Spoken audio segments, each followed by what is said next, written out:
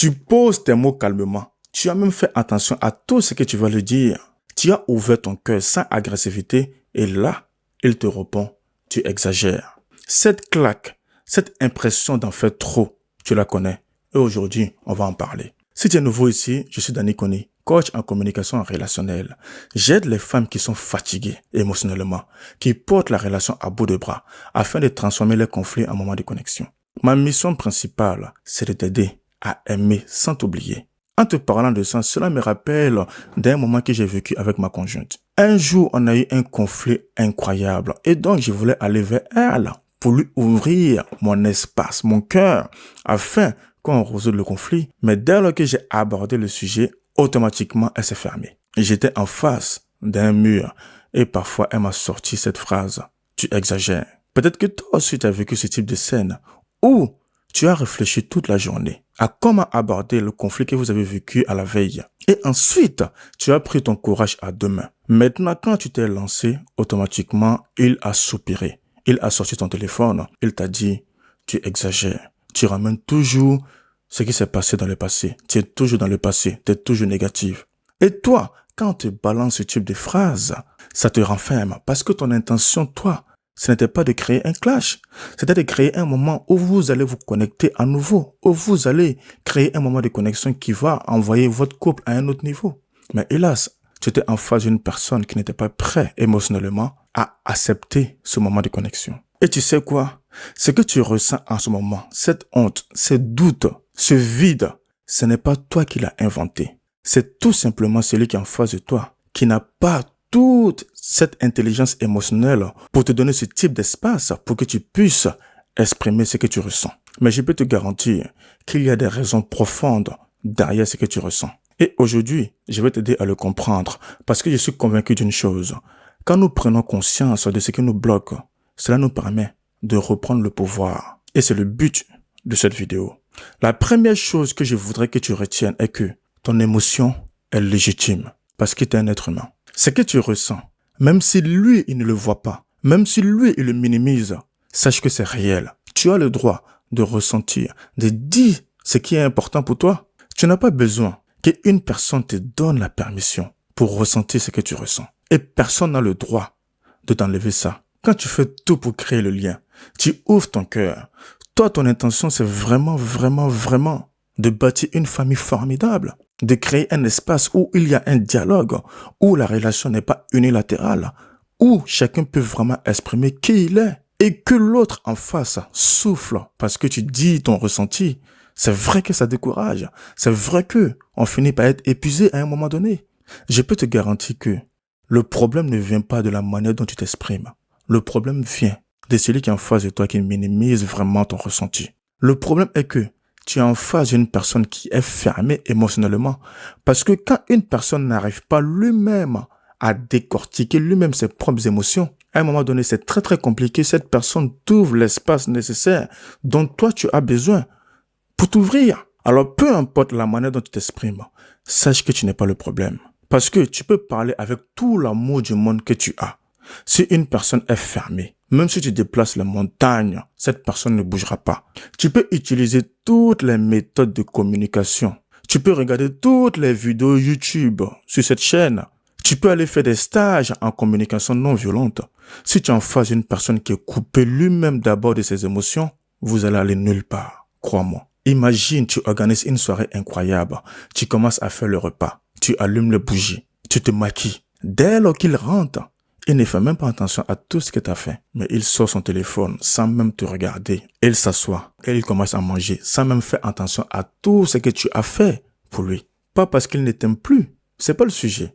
Parce qu'il est simplement déconnecté de ses propres émotions. Et parce qu'il a arrêté de regarder tous les efforts que tu fais dans la relation. À ce stade, t'excuser d'exister ne change rien. Ce qu'il faut faire, c'est redonner du poids à ta présence. Alors tu te demandes comment faire. C'est simple. En posant des limites douces, en disant cette phrase.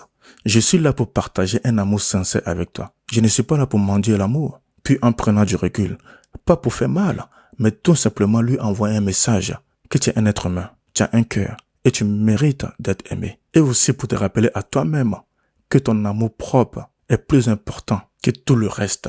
que tu as de la valeur, même si lui l'oublie. La plupart des femmes dansent du kizomba avec les mecs, sauf que c'est elle qui danse à chaque fois et le mec ne bouge pas.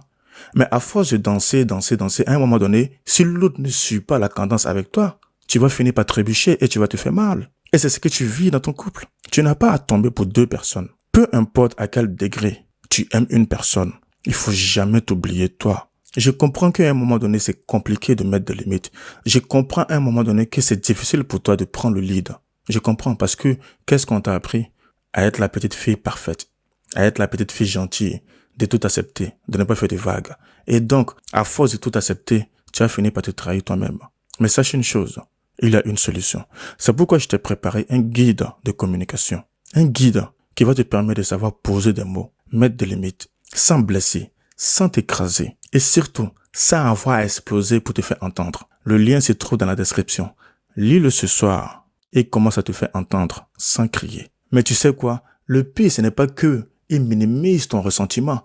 Le pire, c'est quand tu commences à te justifier et encore, et lui n'en a rien à foutre. Est-ce que tu as déjà remarqué dans ton couple, il y a eu quelque chose qui vous a bousculé tous les deux, c'est-à-dire un malentendu. Et plus tu as essayé d'argumenter, de donner ton point de vue, tu as fini par te fatiguer ton cœur, parce que tu as remarqué que celui qui est en face de toi n'en a rien à foutre de ce que tu dis, ou parfois il te sort cette phrase. Arrête de dramatiser. Je me souviens d'une situation comme ça que j'ai vécue avec l'un de mes potes.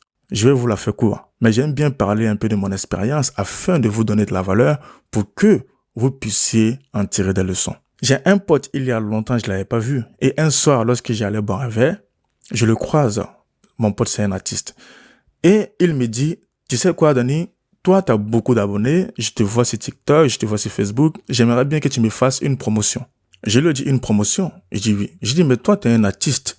Je dis, moi, je suis un coach en communication relationnelle. Je dis, parfois, la thématique, elle ne colle pas. Si tu es un artiste qui parle d'amour, bien sûr, c'est un sujet qui me parle et qui parle de mathématiques. Oui, pourquoi pas, je pourrais te publier. Mais toi, tu parles de d'autres sujets qui ne sont pas forcément en cohérence avec mathématiques. Donc, ça peut être compliqué.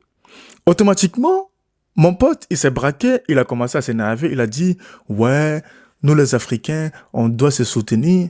Je l'ai compris, je comprenais son idée. Mais je lui ai expliqué, moi, de mon côté, que non, ce n'est pas la même thématique. Et je lui ai donné même un exemple. Je lui ai dit, imagine, toi, tu es artiste. Si un boulanger vient te voir de faire la promotion de sa baguette, est-ce que tu serais OK pour faire la promotion? Il m'a dit non. Et pour finir, il m'a dit, pourquoi tu fais la comparaison entre moi et un boulanger? Tu vois, moi, j'étais en train de lui donner des exemples, j'étais en train d'argumenter. Et pour finir, lui, il ne voulait pas d'exemple. Il était focus sur sa vision. Tout ce que je voulais dire, il n'avait rien à foutre. Parce que les gens détestent qu'on les convainque. Remarque bien, la plupart des gens avec qui vous êtes embrouillés véritablement sur vos idéologies, sur des valeurs, des positions que vous défendez, bien sûr, même si toi, tu es sur la vérité, plus tu vas essayer de lui faire comprendre ta vérité, plus il va se fermer. Tout ça pour vous dire que arrête d'argumenter avec ton conjoint. Dis-toi que ton ressenti, ta vérité mérite d'être dit. Donc tu n'as pas besoin de tout étaler. Tu dis ce que tu ressens véritablement. Soit il accepte, soit il n'accepte pas. C'est OK.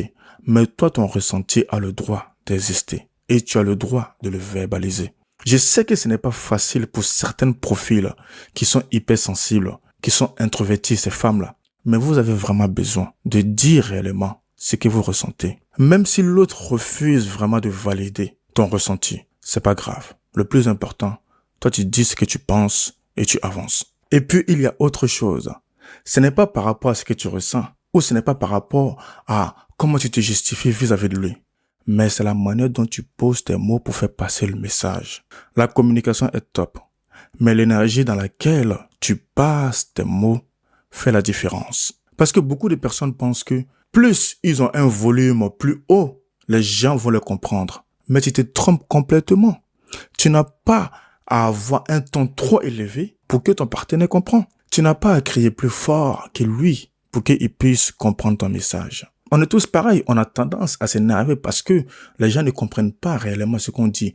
On a tendance à se prendre la tête avec les gens si les gens minimisent nos émotions. C'est légitime. Cela fait de toi un être humain. C'est normal. Je vais vous donner un exemple d'une situation réelle dans ma vie. Une fois, je suis rentré du boulot, j'avais commencé à 5 heures du matin, j'étais fatigué et en plus de ça, j'avais faim. Dès lors que je franchis la porte, je vois le regard de ma femme. Je sens qu'elle est en colère, elle est fatiguée et elle a envie d'en découdre. J'arrive, je lui fais un bisou, je m'assois et elle me sort une phrase. T'as pas rangé encore ta veste. Et automatiquement, j'ai senti une douleur monter en moi. Je lui ai dit, mais s'il te plaît, chérie, je comprends totalement tout ce que tu me dis. Mais une personne qui finit son boulot, fatiguée, même si tu as raison, est-ce que c'est le moment propice de venir lui faire des reproches? Je lui ai posé cette question de cette manière. Il dit, inversons les rôles. Si c'était toi qui avais commencé à 5 heures du matin et tu rentrais et moi, automatiquement, je te faisais des reproches, est-ce que tu vas accepter cette reproche-là? Peut-être que tu vas m'envoyer chier, tu vas me parler mal. C'est possible. Ce n'est pas le moment, en fait, d'aborder les choses qui sont importantes pour toi. Il dit peut-être que moi, en me faisant ce type de reproches, je ne suis pas dans une bonne énergie.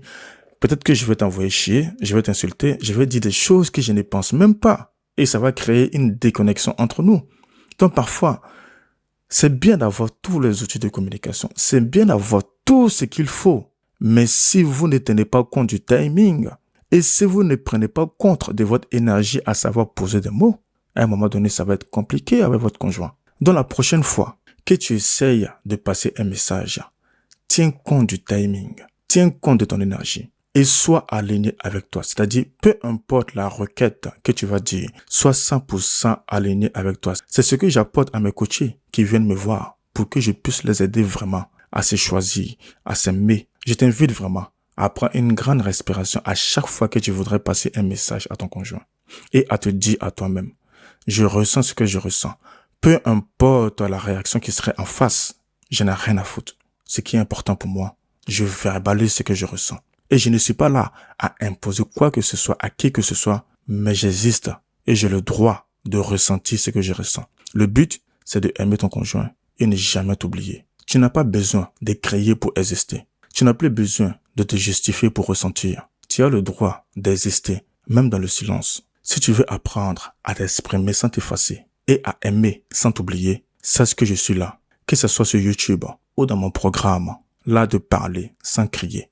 C'est un programme où j'accompagne mes coachés à savoir poser des limites, à savoir aimer sans s'oublier, à savoir créer du lien, à savoir communiquer dans une énergie féminine et parfois masculine pour avancer, à savoir créer un cadre émotionnellement sûr afin que vous puissiez bâtir un couple solide et épanouissant.